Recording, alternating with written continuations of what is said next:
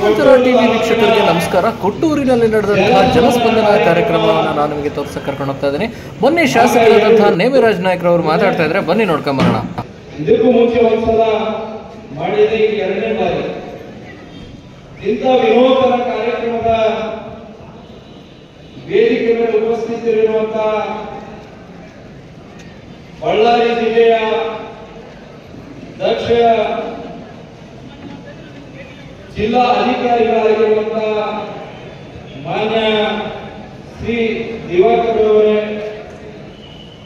ಅದೇ ರೀತಿಯಲ್ಲಿ ನಮ್ಮ ಅಡಿಷನಲ್ SP ಅವರೇ,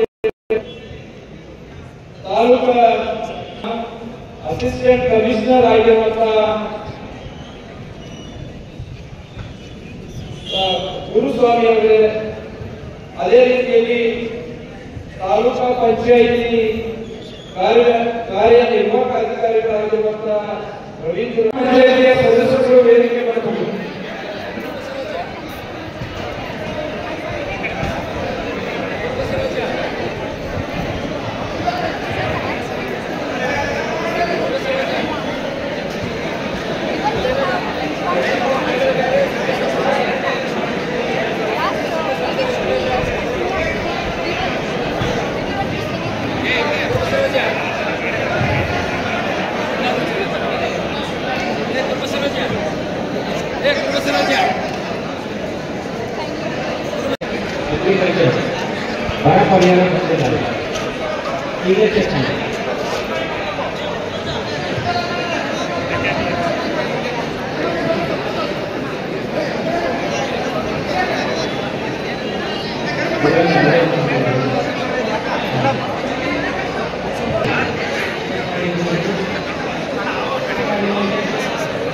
ತಮ್ಮ ಹೆಸರು?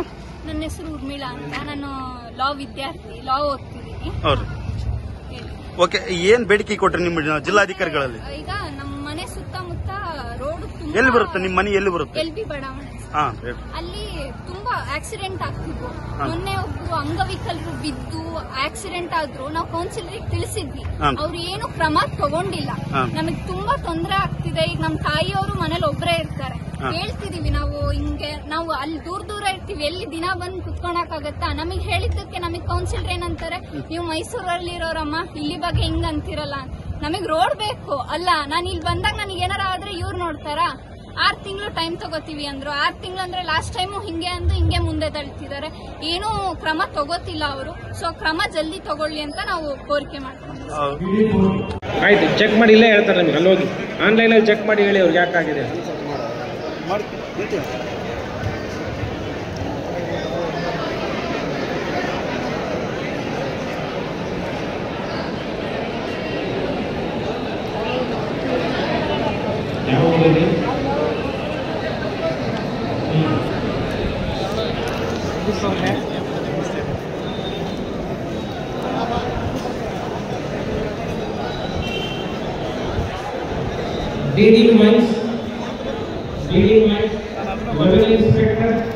ಹೇಳ್ರಿ, ಏನ್ ಕೇಳಿದ್ರಿ?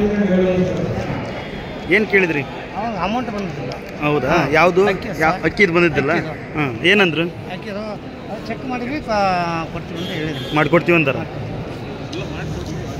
ಮಾಡಿಕೊಟ್ಟಿದ್ದೀರಿ ಸರ್?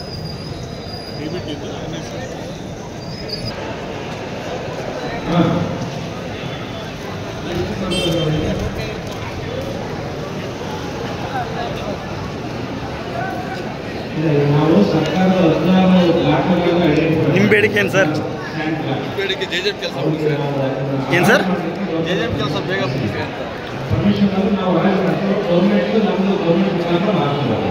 ಈಗ ಯಾರು ಪ್ರೈವೇಟ್ ಎರಡು ಮಾತ್ರ ಈ ಜಿಲ್ಲೆಯಲ್ಲಿ ಪಟ್ಟಣದಲ್ಲಿ ಇದರಲ್ಲಿ ನಿಮಗೆ ರೇಟ್ ಜಾಸ್ತಿ ಆಗುತ್ತೆ ಅಂದ್ರೆ ರೇಟ್ ಮಾಡ್ತಾರೆ.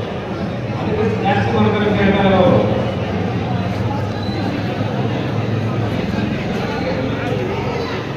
ಅದಕ್ಕೆಲ್ಲ ಜಾಸ್ತಿ ತೆಗೆದುತ್ತಾರೆ. ಚೆಕ್ಕಿಲ್ಲ, ಏನಿಲ್ಲ. ಈಗ ಇಮಿಡಿಯೇಟ್ ವರದಿ ಕೊಡಬೇಕು. ಸಾಧ್ಯ ಇಲ್ಲ.